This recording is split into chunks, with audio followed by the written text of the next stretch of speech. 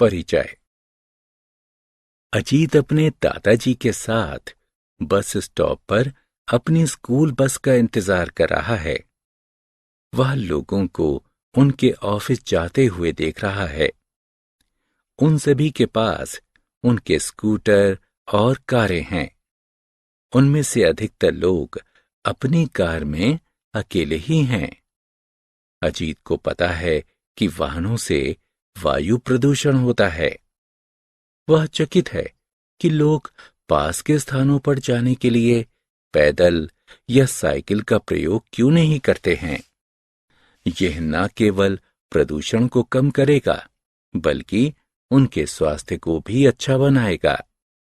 इस अध्याय में आप वायु और उसके प्रदूषण के विषय में जानेंगे। आओ सीखें।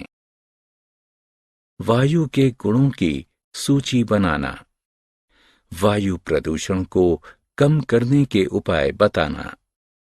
पवन यानी हवा को परिभाषित करना।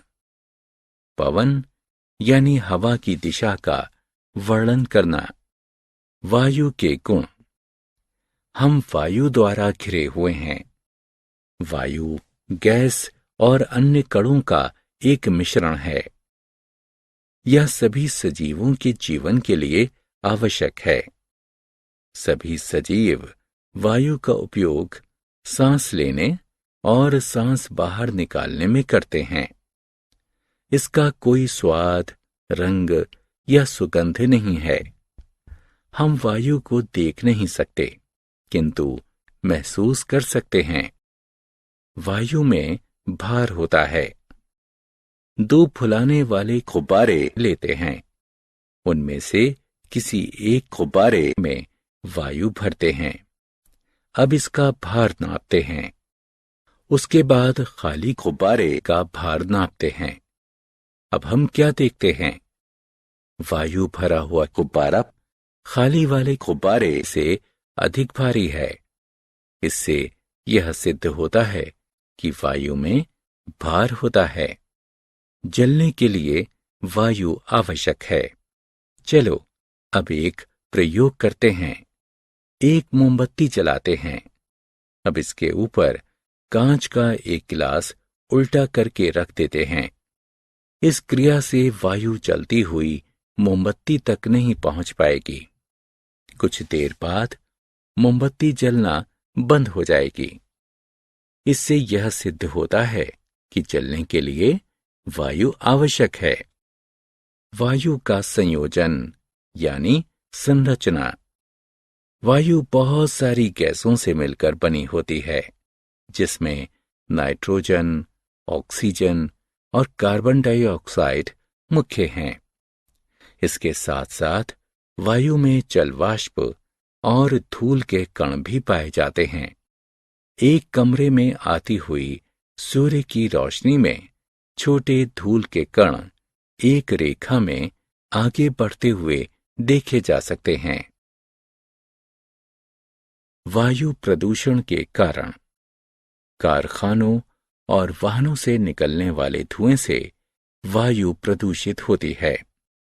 पत्तियां, प्लास्टिक और कचड़े को जलाने से धुआं निकलता है, जो कि वायु को प्रदूषित करता है। प्रदूषित वायु में सांस लेने से अस्थमा, दमा आदि जैसी सांस की अनेक बीमारियां हो जाती हैं। वायु प्रदूषण में कमी। वायु प्रदूषण को कम करना हमारी जिम्मेदारी है। ऐसा हम निम्न प्रकार से कर सकते हैं। नए पेड़ लगाकर, सार्वजनिक परिवहन यानी पब्लिक ट्रांसपोर्ट का उपयोग करके, कम दूरी पर जाने के लिए पैदल या साइकिल का प्रयोग करके, कार साझा यानी कार पूलिंग करके, पत्ती, प्लास्टिक और अन्य कूड़े को नहीं जलाकर।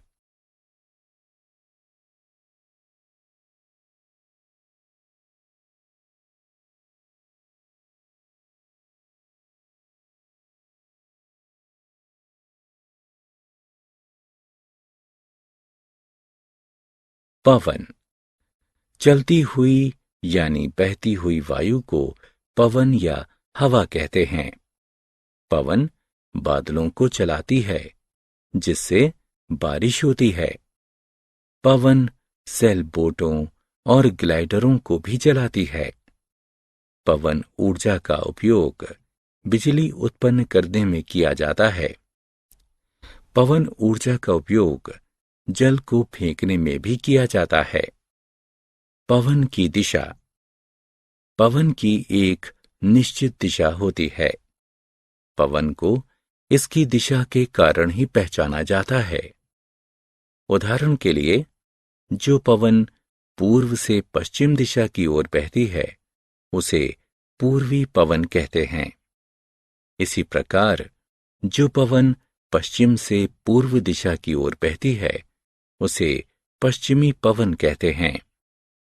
हम पवन सूचक की सहायता से पवन की दिशा तय कर सकते हैं। पवन सूचक का तीर यह दर्शाता है कि पवन किस दिशा से किस दिशा में बह रही है। हमने क्या चर्चा की? वायु का कोई स्वाद, रंग और सुगंध नहीं है। वायु में भार होता है और यह चलने के लिए आवश्यक होती है। वायु अनेक गैसों, जलवाष्प और धूल के कणों से मिलकर बनी होती है। कारखानों और वाहनों से निकलने वाले धुएं से वायु प्रदूषित होती है। प्रदूषित वायु में सांस लेने से सांस की अनेक बीमारियां हो जाती हैं। चलती हुई वायु को पवन कहते हैं। पवन की एक निश्चित दिशा होती है। पवन सूचक की सहायता से पवन की दिशा तय की जाती है।